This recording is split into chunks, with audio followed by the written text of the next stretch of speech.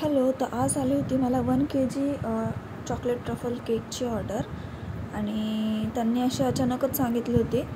तर मी लगेच ऑर्डर आल्या मी लगेच रेडी करायला घेतला केक. पहिले तर माझे चोको चिप्स संपले होते माझ्या डब्यामधले, सो मी ते आधी डब्यामध्ये फिल करून घेतले, कारण एकदा व्हिडिओ स्टार्ट केले की मग परत फ्रीजमध्ये वगैरे जायचं म्हणलं की प्रॉब्लेम होतो. आणि बेस तर झाला होता, तो थोडासा गार होऊन दिला, कारण गरम बेसमध्ये कधीही कट करू नका. गरम बेसमध्ये जर तुम्ही कट केलं तर त्याचे सगळे तुकडे पडतात. तुम्ही एक्सपिरियन्स करू शकता. मला जर खूपच इमर्जन्सी असेल तरच मी गरम बेस असतो त्याच्यामध्ये कट करते, पण खूप सांभाळून कट करावं लागतं. आणि हा जो मी टिश्यू ठेवला आहे खाली, त्याला थोडंसं ओलं करून घेते आणि त्याच्यावर बेस ठेवते, कारण असं ठेवलं की जो बेस असतो तो केक करताना हलत नाही आणि एकदम कम्फर्टेबली आपल्याला केक करता येतो. आणि बेसवर ही क्रीम लावली. ही ट्रफलची क्रीम आहे जी मी तयार करून घेतली डार्क चॉकलेट वगैरे टाकून. ती क्रीम लावली की तुम्ही कितीही केक हलवला तरी तो हलणार नाही. त्याच्यानंतर जी सेम प्रोसेस असते ती मी करून घेतली, शुगर सिरप, चॉकलेट सॉस वगैरे जे काही असते ते टाकून. नंतर तुम्हाला दिसेलच की मी चोको चिप्स हे भरपूर यूज केलेत केकमध्ये, कारण ते केक खाताना खूप छान लागतात. हे मी स्वतः एक्सपिरियन्स केलं आहे. सो मी कस्टमरच्या केकमध्येही जास्त टाकते, कारण त्यांनाही म्हणजे लहान मुलाचं बड्डे होतं, असं लहान मुलांना चॉकलेट हे आवडतंच. सो मी थोडंसं एक्स्ट्राच यूज करते चोको चिप्स. चोको चिप्स मी घरीच बनवत असते, पण सध्या मला टाईम नव्हता, म्हणजे खूप वेळ लागतो ते चोको चिप्स बनवायला. ते वाटतं तेवढं इझी नसतं. एक एक डॉट टाकून ते बनवायला लागतं. ते फ्रीजमध्ये ठेवायचं, मग ते गार झालं की मग ते परत काढायचं, बर्नीमध्ये भरून ठेवायचं. खूप कुटाणे असतात. सो मी एकदाच पॅकेट आणून ठेवलं आणि हे पॅकेट भरपूर मोठं होतं. आणि ही एक मला ओळखीच्याच कस्टमरने ऑर्डर दिली होती, जी माझ्या मम्मीची फ्रेंड आहेत. आणि त्यांच्या एका म्हणजे त्यांच्या मोठ्या मुलाचा बड्डे होता. मोठा म्हणला तरी तो 11-12 वर्षाचा असेलच.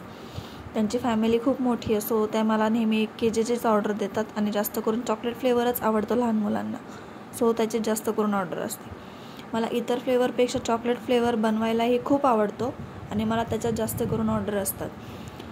त्याच्यानंतर हा बेस मी म्हणजे बाहेर तुम्ही बघत असाल की तुम्हाला जो बाहेर 1 kgचा केक मिळतो तेवढा तुम्हाला घरी मिळणार नाही, कारण बाहेरचा जो 1 kgचा केक असतो तेवढा मी फक्त ½ kgचा केक देते, आणि तेही अफोर्डेबल प्राईसमध्ये.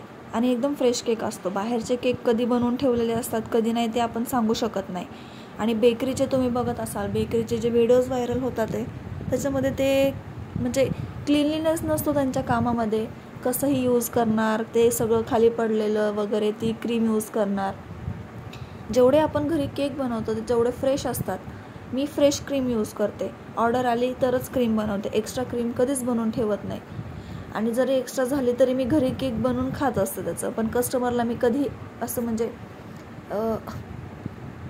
राहिलेल्या क्रीमचा केक मी कधीच त्यांना करून देत नाही. मला कधी केक खाऊ वाटला किंवा माझ्या भावाला खाऊशी वाटला तर मी त्याला केक करून देत असते.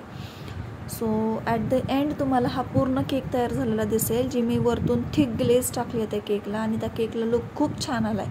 आणि आय नो की हा केक खायलासुद्धा खूप टेस्टी लागणार आहे. मला कस्टमर लगेच फीडबॅकही देत असतो.